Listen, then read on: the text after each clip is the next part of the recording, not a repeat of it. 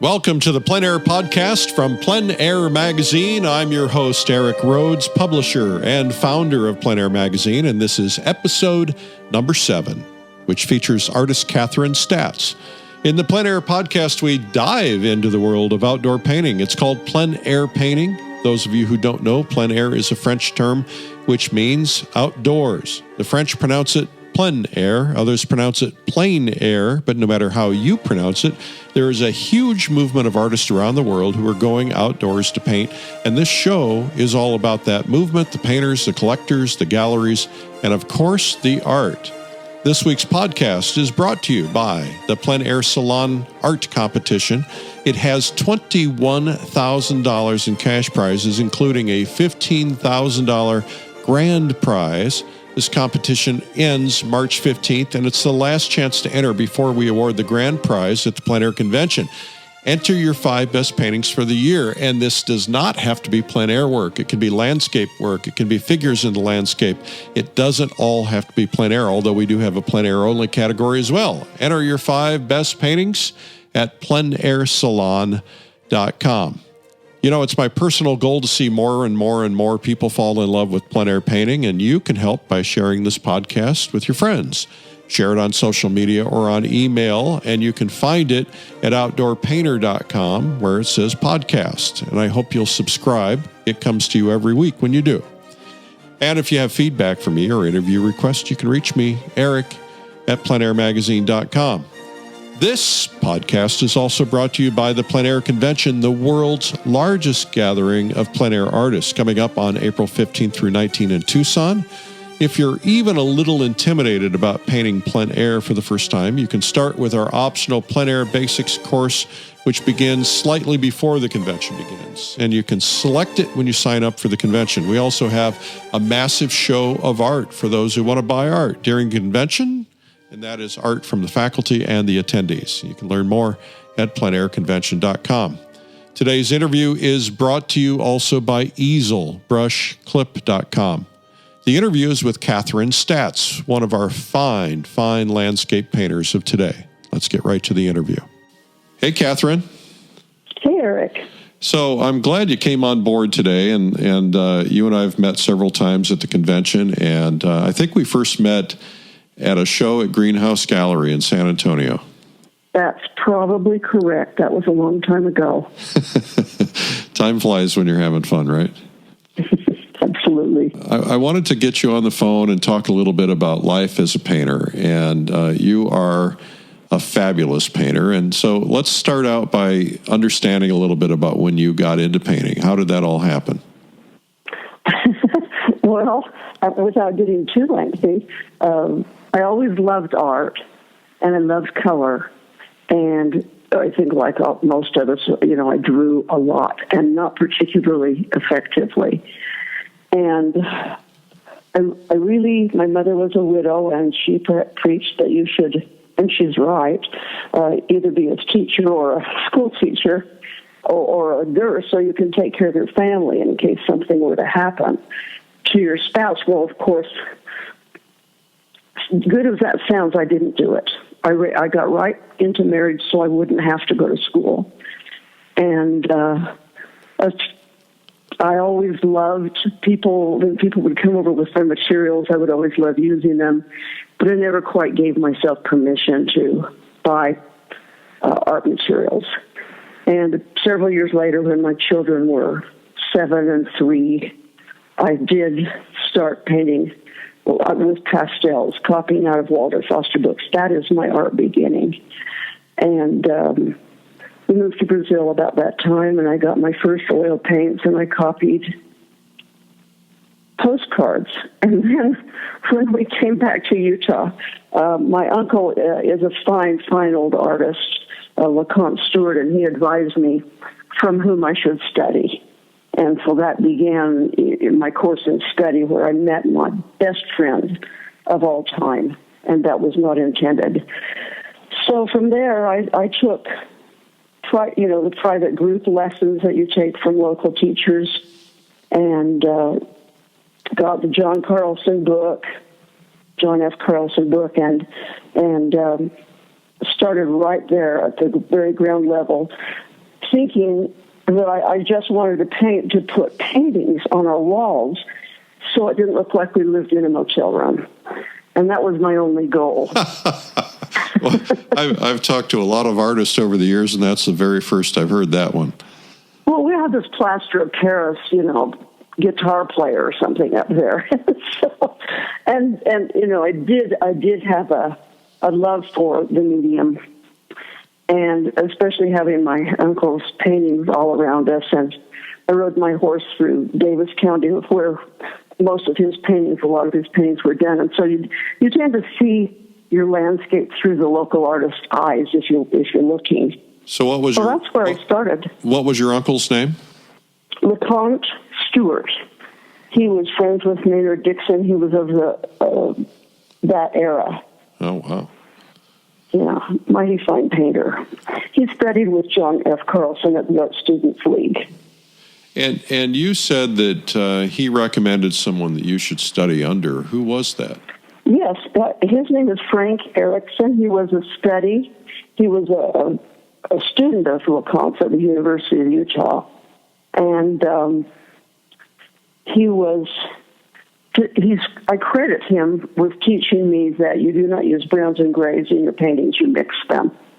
And I was shocked and horrified at that thought. Oh, wait. I'm going to stop you there because I want to hear that. Say that again. Well, I went to Frank, loaded up with, brown. You buy tubes of brown paint and gray paint, and that's what you paint with it if you're doing a gray building or a gray barn or something. And I was very angry that he made me just use these three colors. And so I thought, well, the next painting I do in here, I'm going to bring something that's nothing but gray. And he still made me use the three colors, and it was the best thing that ever happened, because then you're forced to mix your own. I'm not saying that brown and gray aren't good, but because I was trained to not use them, I really will kill a painting if I try to incorporate blacks especially. So, yeah. Well, I just had that experience in Cuba last week. Somebody talked me into putting a little black on my palette. and it's so overpowering, and it just killed my values, and I thoroughly regretted it. So are you still a 3-tube and white painter? Is this, you basically... Certainly not. You're not, okay. No, I wouldn't put myself through that. I mean, you can, and when I teach, I mix up several combinations of different reds, yellows, and blues, and some of them are very grayed down and some are not, just demonstrating that all it really is red, yellow, and blue. Well, I think that color tends to get in the way of learning, and clearly learning values is one of the most essential pieces, but learning color harmony is well. And in spite of the fact that I'm a color junkie, and I tend to put colors on my palette all the time that I shouldn't, which of course really screws up everything, I always get my best paintings when I basically use the three primaries. Very interesting. But which three? I mean, there are several reds, several yellows, several blues. Well, that's right. Well, so you can go ahead. I'm sorry. No, go ahead. That's a big issue, right? It's always about how much chroma and what tone, and which three do you recommend to your students? Oh, but it depends on your mood and what you're painting. Okay. And really, they all end up the same. Right. But it's how your brain gets into it, and of course. And I was late coming to this. I thought I understood value. Value is the very most important. It doesn't matter what color it is, as long as it's within the value range of that particular mass or pattern. Now, did you get value training early on from your mentors? Oh, no. This is about my second year in, third or fourth maybe, but I have been known to say, and it was on a Lily Doll film, that some people prefer value and some people prefer color. I myself don't seem to have a problem with value, and I prefer color. And that was just such a crock. Just put it that way. Well, I stood there and proudly said that. I think for the benefit of, there's a lot of different kind of people who are listening right now. Some people are experienced professionals and others are brand new to painting. Why don't you talk to them about values for just a second? Well, in order to see value, you really do need to either shoot a black and white or use a red or a green transparent screen. You don't want to use a red viewer if you're saying red rock country, because the one thing it doesn't read is red. But it shows you whether you're kidding yourself or not in the values you think you're painting. I think for the benefit of the novice who might be listening, the value scale, if you would imagine black being at the darkest and white being at the lightest, and then 7 or 9 steps of gray in between, depending on your philosophy. That's true. And that's a critical lesson for every painter to learn, and one that a lot of them don't learn very early. It's more critical, it's equally as critical for them to stop trying to think you can go to 5 or 10 values and not lose yourself entirely. I would suggest for the beginning learners, I would suggest it for myself, the great exercise is limit the number of values. Limit them to 3. If you really want to tear your brains apart, limit them to 2, so that you have to make that choice. If what you're painting doesn't fall in 1 or 2 of those categories, then push it so that it does. It's really good for your brain to have to do that. It's a great exercise. I was with C.W. Mundy. We went out painting one day, and he stared at a scene, he squinted down, and he said, "I only see 2 values. I can't paint here." And so obviously he didn't want to make that part up. But I actually learned that 3 value piece from another Utah artist, a guy by the name of Charles White, who I think went to the BYU art school originally. But that's one thing. Did he write a book? Yeah, he's written a couple of books, and he beat that into my head, and that is that you're not going to ever get the sense of form unless you have at least 3 values. That's correct. And I started studying for 3 years in a row. I went to Ray Roberts' workshop where that became more gelled in my mind. Really, even after all these years? Yeah. Oh, yeah. I'm sort of hot by the seat of my pants, and I look at my old paintings and I wonder that I did so well. Well, I think that's an important lesson for everybody too, because you're a highly sought after painter. You've been very successful in the gallery world, selling a lot of paintings, and yet, as little as 3 years ago, you were still out there studying with somebody else, trying to learn something that they understood.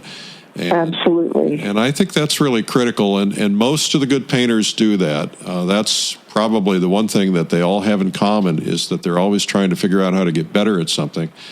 And that's true. The best painters are always trying to figure out how to get better, and I'm very saddened, I would think would be the word to hear, and you don't hear this often or from really fine painters, but I'm saddened to hear that they don't want to ruin the good thing that they've got going by learning further. Yeah, well, I have heard it, and I kind of understand it. I have a very good friend who is very successful at what he does, and he sells a lot of paintings, and he is afraid that if he starts messing with it, his career's going to fall.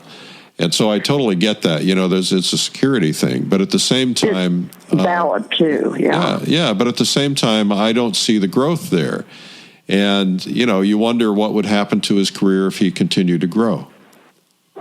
And I have the luxury of not being in a eat or starve situation with my career, that I'm allowed to take more risk, because I get totally bored out of repeating the same thing in the same way. Yeah. And so you have to move on, but it's very risky. But hey, some of my best let me see. Some of my most successful paintings have been guilty pleasures that I did not paint to sell. I just needed to solve that particular problem or do that particular subject in a particular way. And, and I think, well, this is either the best painting I've ever done or the worst, and I'm not sure which. And they're quite successful. So do you think that when you paint to sell, that it changes your artwork? Yes, it would. It does, to a certain extent. My deal with myself and my galleries is I do not do commissions because I have to paint for myself and do it my way. So if someone wants to order a certain line of subject matter, I'll do it, but no money, must change hands, and they have first right of refusal, and that's as far as I go. So I really do have to paint for myself. How'd you get to that place? Because I think that's something that every artist craves. There's the paint me more of those because they sell syndrome, and it's a fine line. I mean, everybody wants to make a living. How did you get there? How did you get to the point where you could say no? When I've tried to, because I stopped painting altogether on a painting that a gallery years ago took money down on. And she kept putting the customer off and delaying, and I said, no, give him his money back. And as soon as I said, I'm not doing this, give him his money back, then I could paint it. And so I just don't want to get myself in that bind. A lot of artists can do that, and they do it beautifully. I can do a similar subject, but it has to be my painting.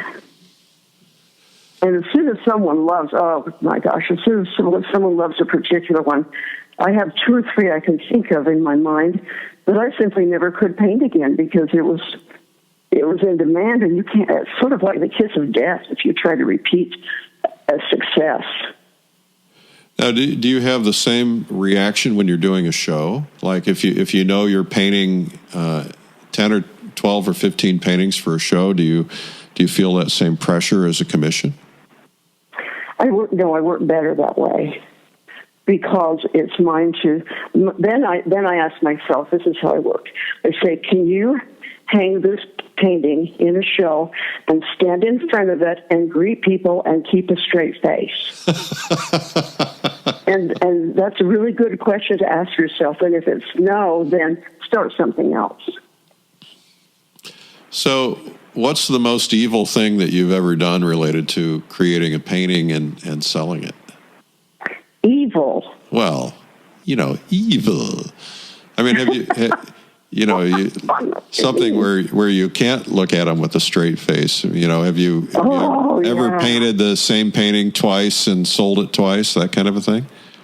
Possibly, because I'll repeat a subject trying to better it. Yeah. And I have been to shows, and it was a long time ago. And after you get them home, then you see the error of your ways.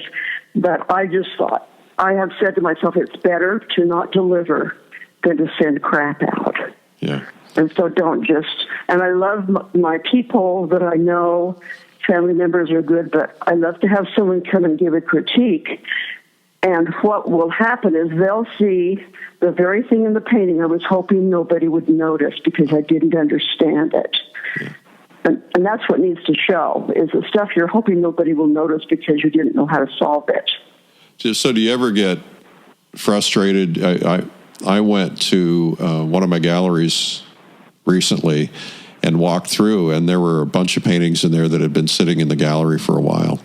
And I remember walking up the stairs and turning to the right and just kind of looking around at different paintings, and there was one of my paintings, and I went, cringe.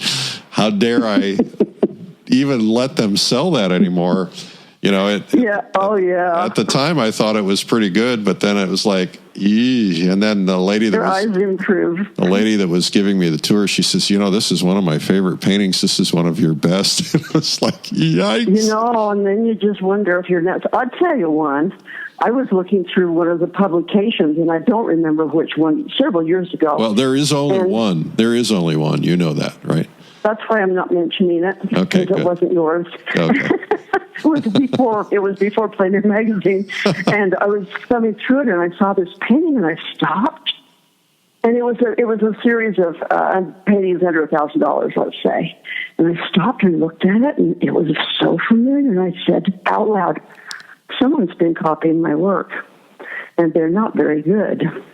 And by darn, it was my painting. Oh no! By Kathryn. Yeah, oh yeah. It was the very painting. Whoops. I mean, how honest can you be? I mean, that's very telling. You can't twist that story to be anything other than that was crap.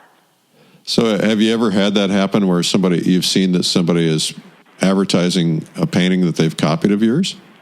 Yeah. Really? It's okay. It's highest form of compliment.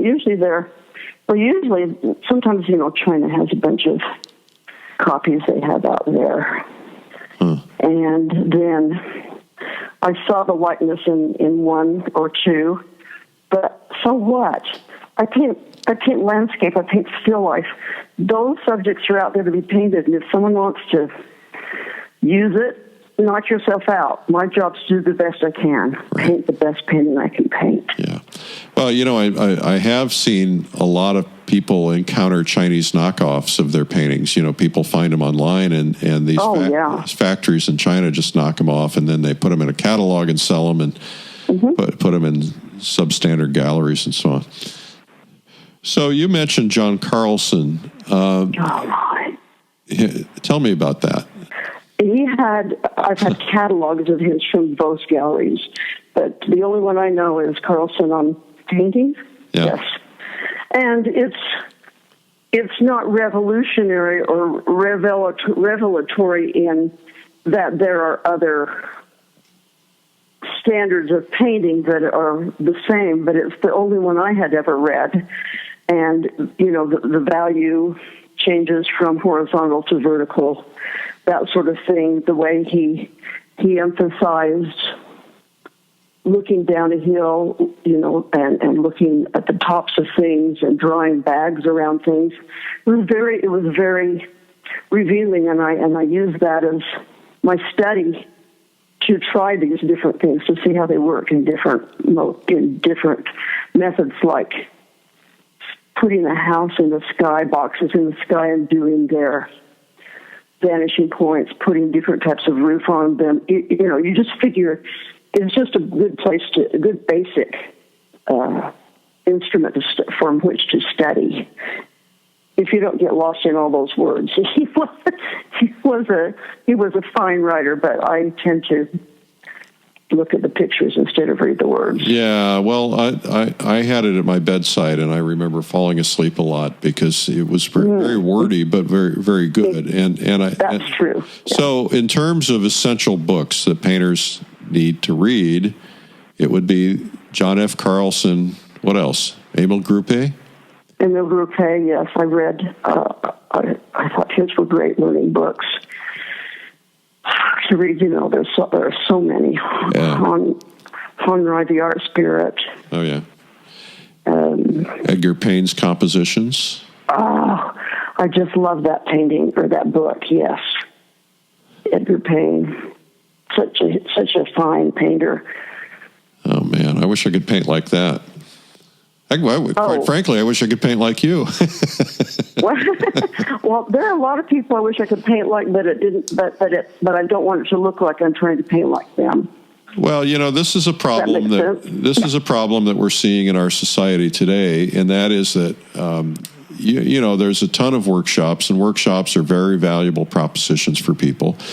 But the goal of a workshop should be to go and learn what these artists can teach you, not learn how to copy these artists. Absolutely.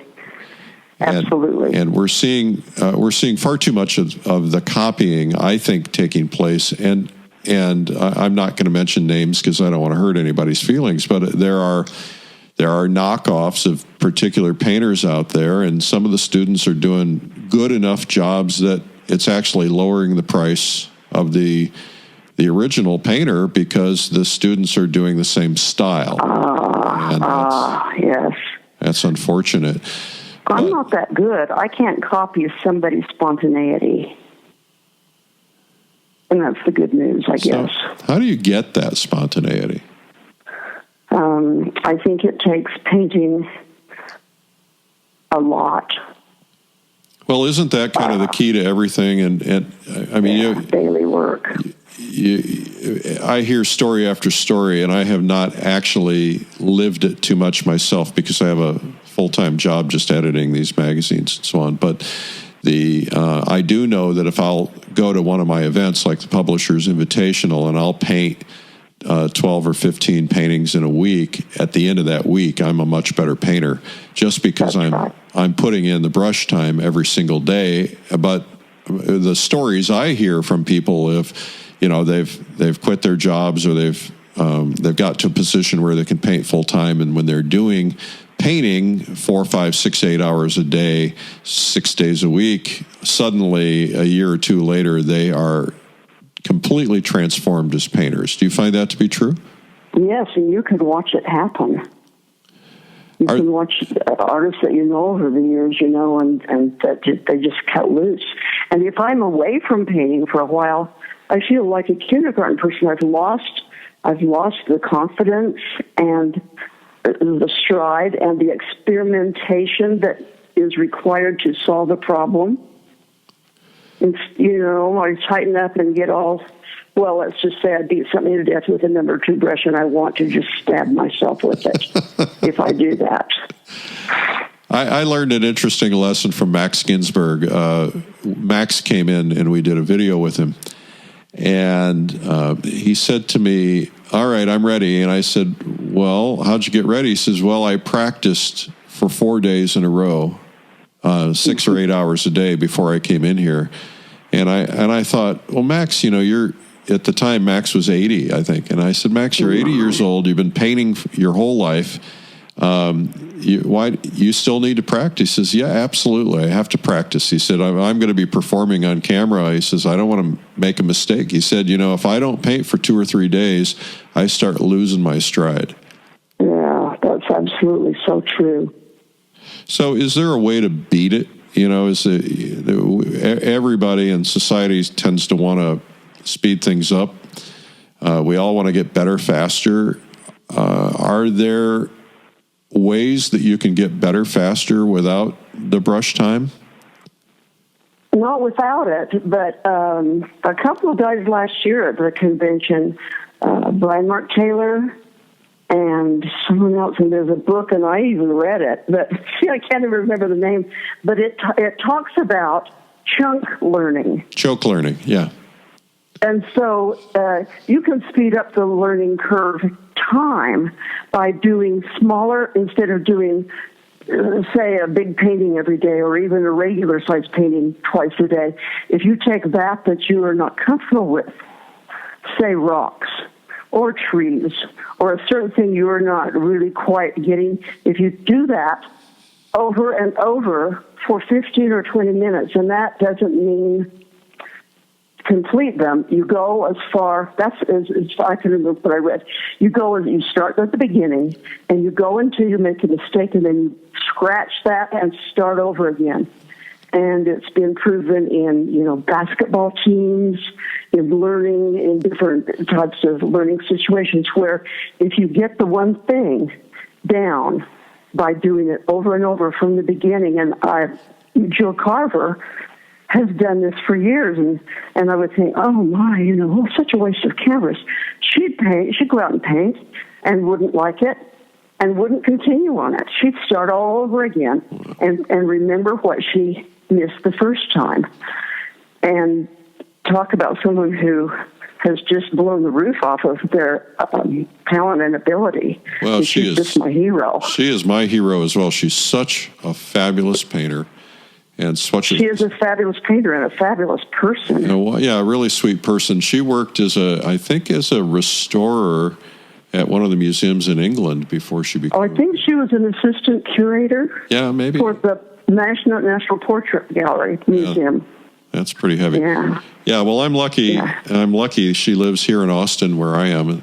I'm not very lucky because I never get to see her. I never go painting with her. I guess I should probably do something about that. It should.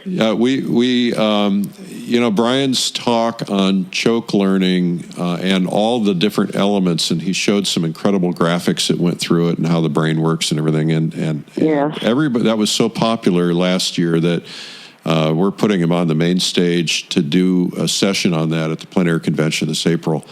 And we're releasing a video on it. We've already shot it and edited it. It's almost done, and so I think that's going to be really popular because everybody was raving about that concept. And what you explained about painting that rock and over again and stopping when you get to your first mistake is really critical because you're not supposed to practice any mistakes. That's right. And just throwing good paint after bad is just a giant waste of time. Yeah. Well, and the sensitivity of being willing to just abandon and not fall in love with what you do and say, you know what, I'm done here, and to chuck that canvas like Jill does, I think is, or scrape down and start over. It's real easy to fall in love with what we do. That's right. And then work it, and you can see the struggle in those paintings that were not thrown away when they should have been. So I'd like to understand process from your perspective. Every painter, every time I think I've seen it all and heard it all, I'll run into somebody and they have a completely different approach on how they paint. And not everybody does things the same way. What's process like for you? Okay. First thing I'm looking for as I'm driving around looking for material is that ooh-ah that stops me. And I'm talking about landscape painting, but any kind of painting, because I do still like to look at a subject and think, oh my gosh, I've got to get to get to what makes that work. I need to recreate that. And that's the first ooh-ah moment. And then that stays really fast, and it should, because in order to get to your work that's going to have that same mystery, you have to do nuts and bolts and go back to the planning and the division of space and the patterns and where are they and where should they be to maximize the impact. You have to do all that and enjoy it. How do you do it? What's that process like for you? Okay. Then I squint down and I look at where the dark patterns are, and if they make it pleasing, if they're too broken up, too isolated, too busy, too many. And let's just say it's a standard painting rather than one where it's mostly light. I look for good contrast. And they need to be moved around so that they have a pleasing appeal, and that by dark I mean including cast shadows. And then division of space horizontally and vertically so that no two spaces repeat themselves. You can have repetition, but it needs to have variation. And just start by plugging in those simple masses, like a puzzle piece. And don't have too many of them. You can add all the goo-gaw later. Let me see, Carlson said, if you must, and he didn't call it goo-gaw. But he said, get these basic forms and get this all basically done, and then, if you must, embellish. And so that's sort of what I follow. And so do you go for big shapes? Yes, to start with. Uh-huh. Yes. And I assume are you doing like a thin wash in the beginning? I don't. Ah. When I'm going for color and value, well, not always. I think everyone should experiment with that because it can be very successful. I do quite often. I will tone my canvas in a pale, wiped off red oxide transparent, let's say, something warm, not too dark. But if you're doing that strictly all the time, then your paintings will take on a tone of sameness from one to another, and that's really not desirable. So if I'm doing a lot of blue or water or green, I'll make sure there's a warm tone. If I don't tone the canvas, I'll at least tone under where that stuff is going to go. So you have somewhere to go with your green. You don't want to start green on green. Am I getting too technical here? No. You're not getting too technical at all. And again, there are people out here who are listening to this and hearing that kind of thing for the first time. So the warm tone, the warm red tone in that particular case on a green with that underneath it is really designed to give it the complement to kind of make it not seem so garish or so right, bitey. So pure.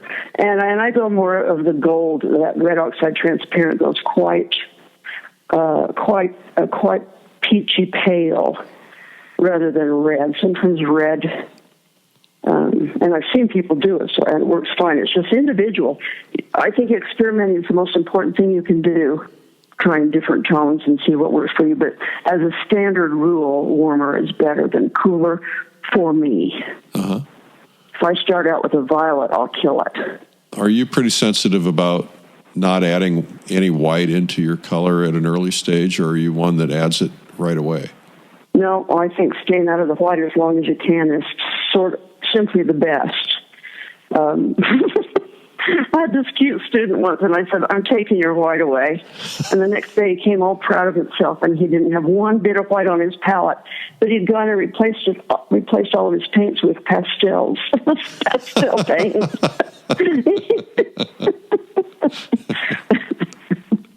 But, Are you a pretty tough teacher?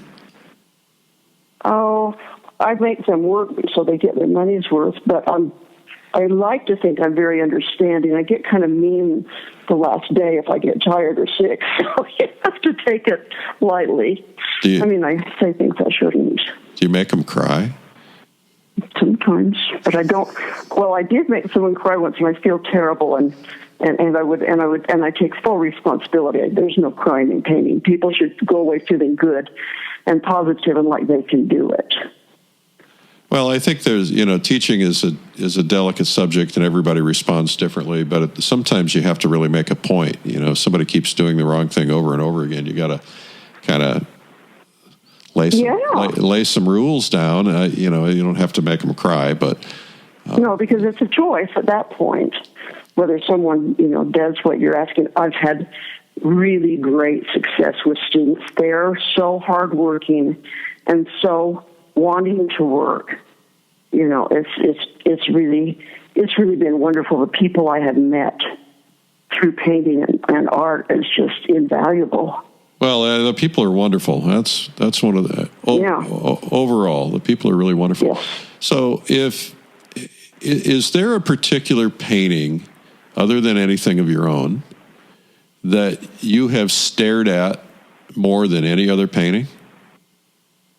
One of LeCompte's old paintings hung on my grandparents' wall, and it was huge. And oh my gosh, the violets, the grays violets in the mountains, combining with some of the spring greens. And this wasn't bright; it was subdued.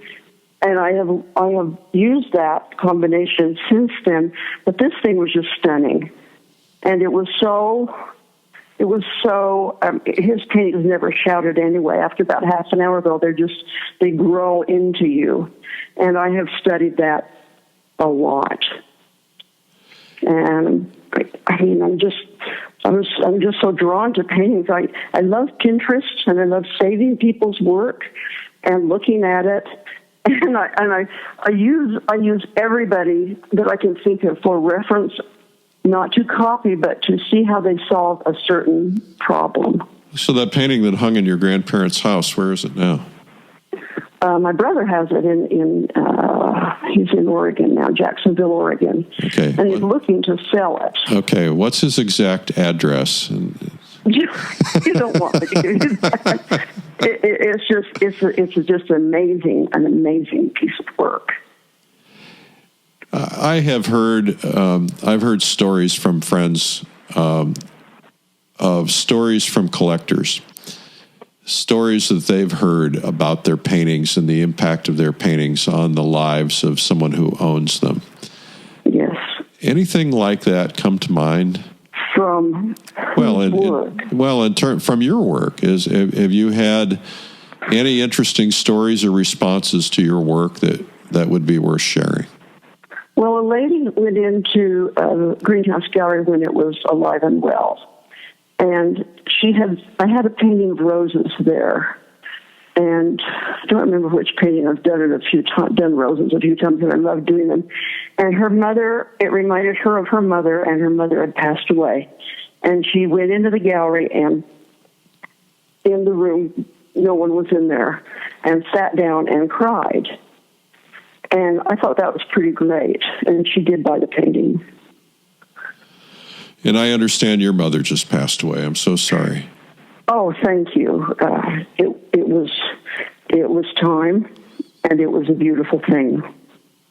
So is there a painting that other than the one you mentioned, is there a painting or a painter that you find especially inspirational to you today, whether it's a living or deceased painter?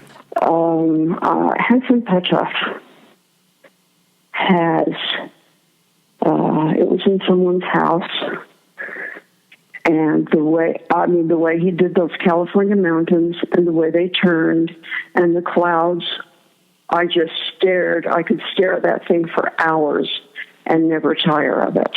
And Edgar Payne has some, my gosh. There's so many painters that I love their work. I've been trying. I love.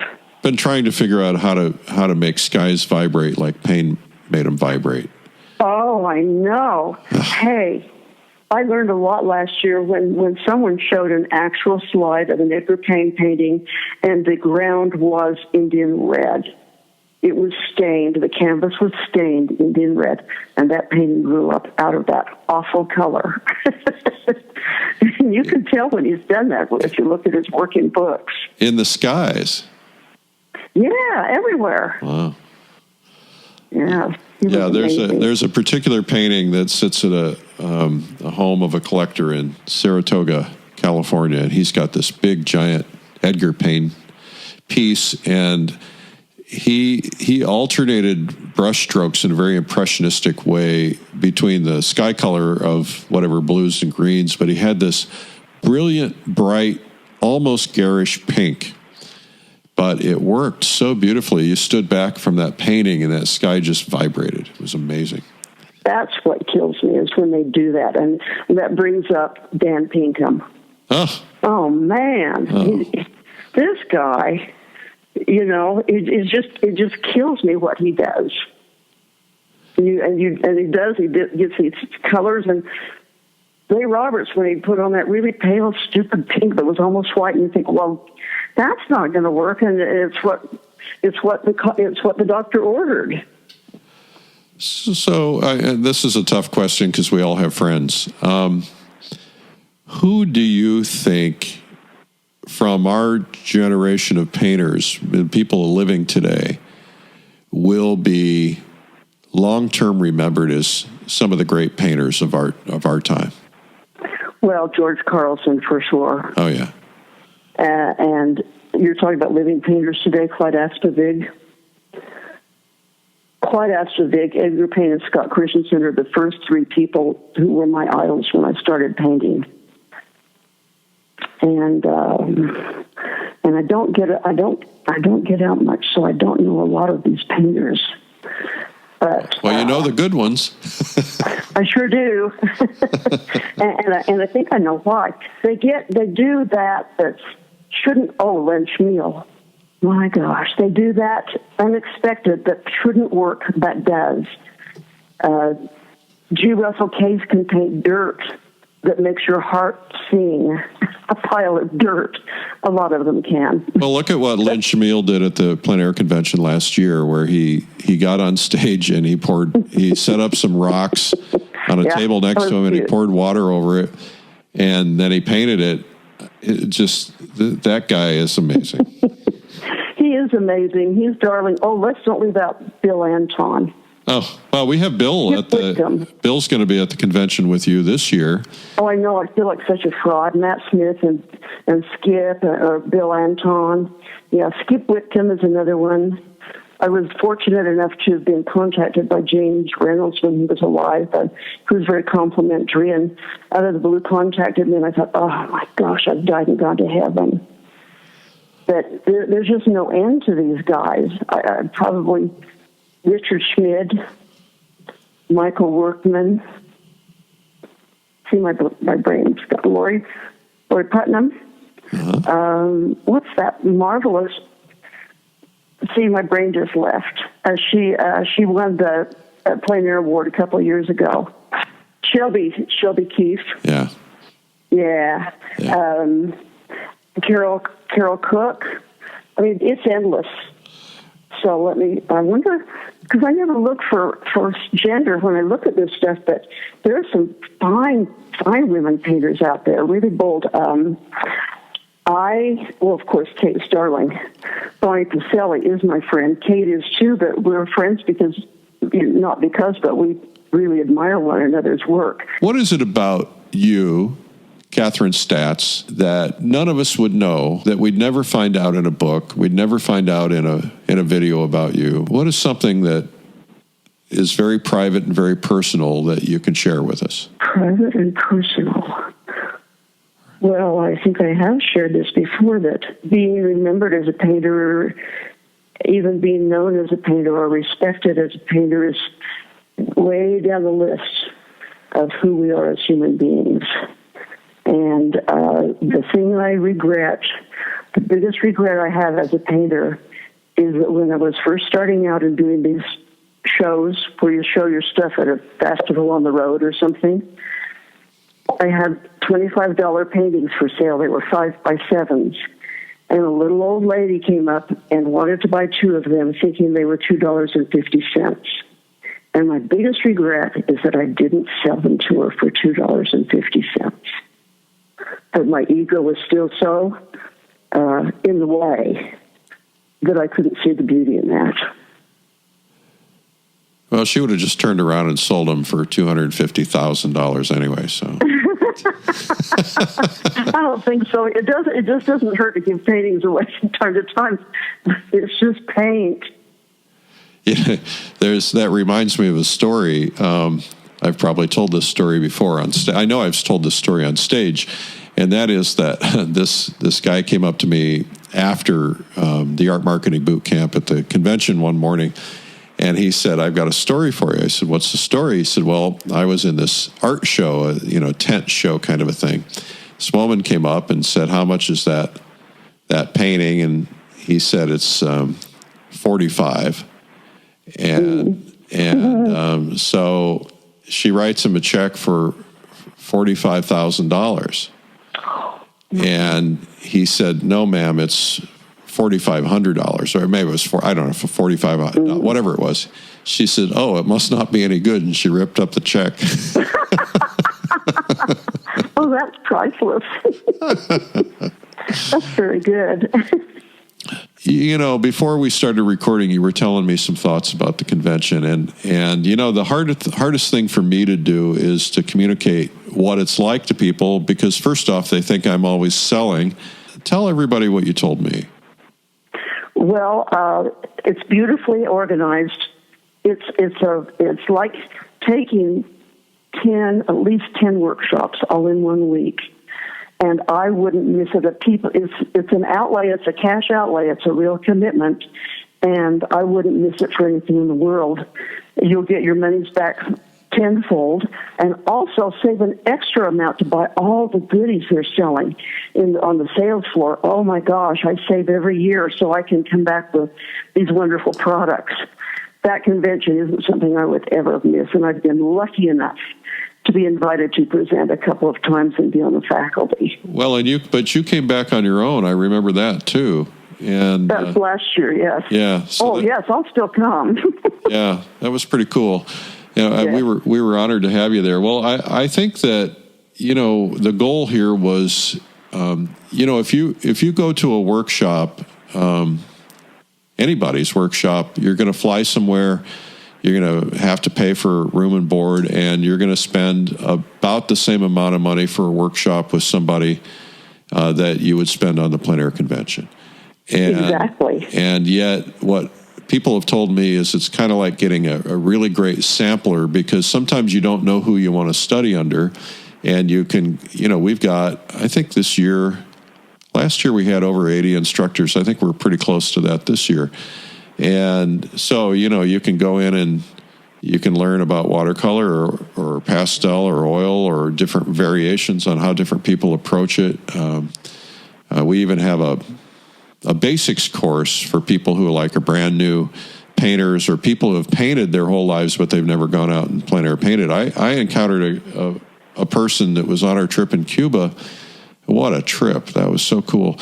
I'd like to hear about that. I guess I should do a podcast about it. But this is a painter who fairly well known who had never plein air painted before, but wanted to go to Cuba so bad that they figured out a way.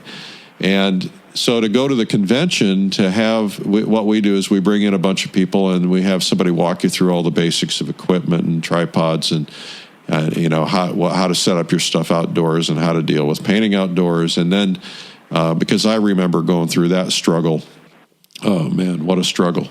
And then we have somebody demonstrate in each of the disciplines, watercolor and oil and pastel, acrylic, and even this year we've got some urban sketching, which is kind of popular now. So it's fun.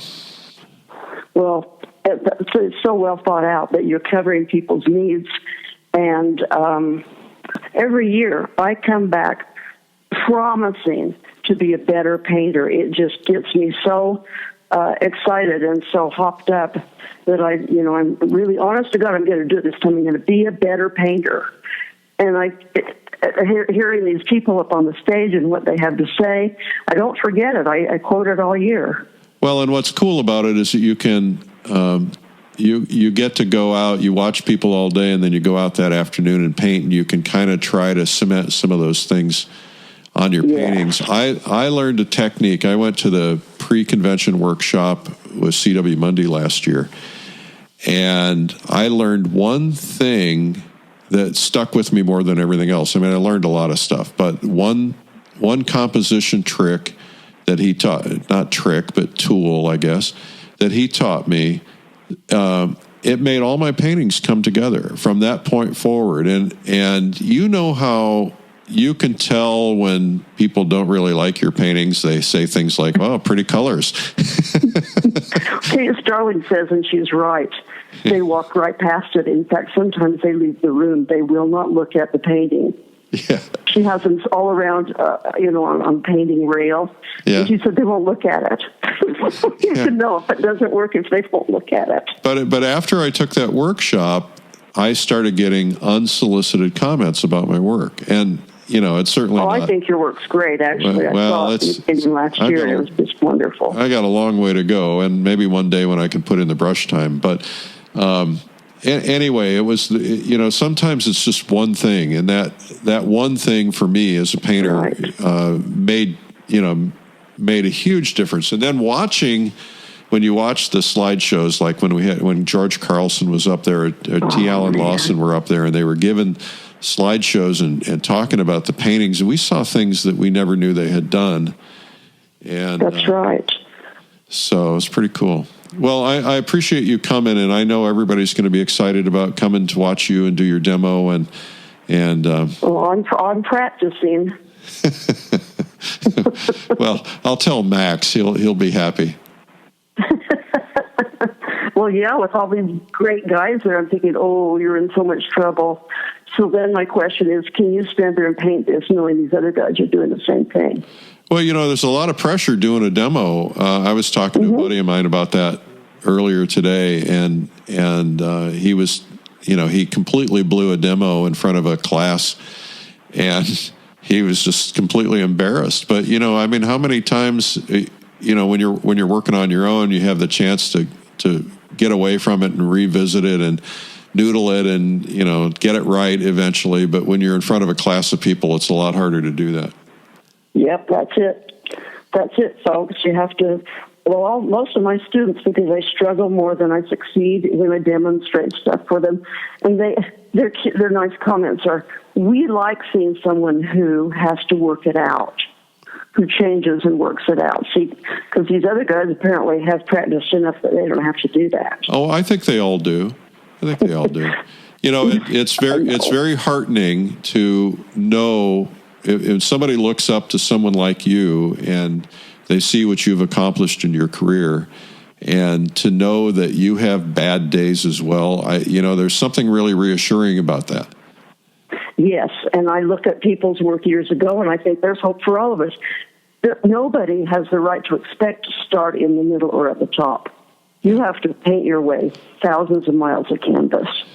Well, and I think that's the thing that, I've had people say to me, well, I'm not going to come to the convention because I'm not good enough. And it's like, no, everybody's been through that. We have all sucked a lot. That's right. And some of us continue to. And so, but it doesn't matter because there's nobody's judging anybody, because failures are to be celebrated. That's right.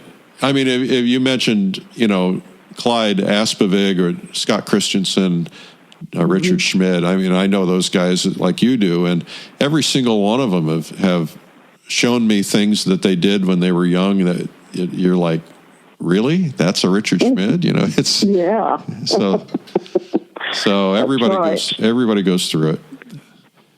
I think the ones that succeed are happy with their failures. I mean, I thought my stuff was pretty good. And looking back, I think, oh, you poor thing. But your eye just improves. You just stay at it. Well, you have been a delight to talk to. Do you have any final thoughts? Anything that after you hang up, you're going to kick yourself for not saying? Well, can I call you about 2 a.m. with those? That's usually when they hit. No, I'm sorry. No calls at 2 a.m. Mrs. Rhoads doesn't like those calls, especially from beautiful women. Yes, and I'm just so gorgeous. Yes, you are. My final thought would be to don't take yourself. Don't believe your publicity. You are not the sum of your publicity. Don't get caught in that trap thinking just because you have great publicity you can act like a great person. Just keep it humble, folks. Keep your head down, keep painting, and enjoy every stroke. I'll tell you, there should be a T-shirt that says "Enjoy every stroke." Yeah. Well, that's a great way to end. Thank you, Kathryn Stats. What a terrific interview. Thank you, Eric. It was a privilege. Well, that was Kathryn Stats, and she's going to be live on stage at the PleinAir Convention coming up in April 15th through 19th in lovely Tucson, Arizona. It's going to be exciting because Tucson, Arizona is a beautiful place. We've got some great painting locations, including Old Tucson, the movie set, and that's going to be kind of fun. We're going to all be painting Western scenes that day. We're going to try to get some models out there. Today's interview is brought to you by the PleinAir Convention, and there are, like Kathryn says, like 10 workshops for the price of one. In reality, probably more than that. There are 70 instructors doing painting demonstrations in oil, watercolor, pastel, and even new this year, urban sketching. Also new this year, specialty sessions on how to master things like painting trees or clouds or water. We have all kinds of artists, critique sessions. It's really incredible, and some amazing legends coming in, including a pre-convention workshop with Matt Smith. And we also have on stage Kurt Walters, Bill Anton, the legendary watercolorist Dean Mitchell, and so many more. And we're going to honor the late Ken Oster on our opening night. Hope you'll join us for that historic moment. Learn more at pleinairconvention.com. And this podcast, number 7, is brought to you by the new art instructional DVD, Outdoor Painting Secrets, with Brian Blood, who shares his plein air painting tips on video. Also new, Nikolai Feshen's Painting Secrets with artist Bill Schneider, both new from Lilidol Art Video. Learn more at lilyartvideo.com. That's Lily, L-I-L-I, artvideo.com. Well, Plein Air is red hot, and that may be why Plein Air Magazine is now the top-selling representational art magazine in America at Barnes & Noble stores. So drop by, pick one up, or you can get a subscription simply by going to pleinairmagazine.com. We like doing it for you, too. Well, this is a fun time, and we should do it again sometime like next week. We'll see you then. I'm Eric Rhoads, publisher and founder of PleinAir Magazine. And remember, it's a big, big, big world out there, so go paint it. We'll see you. Bye-bye.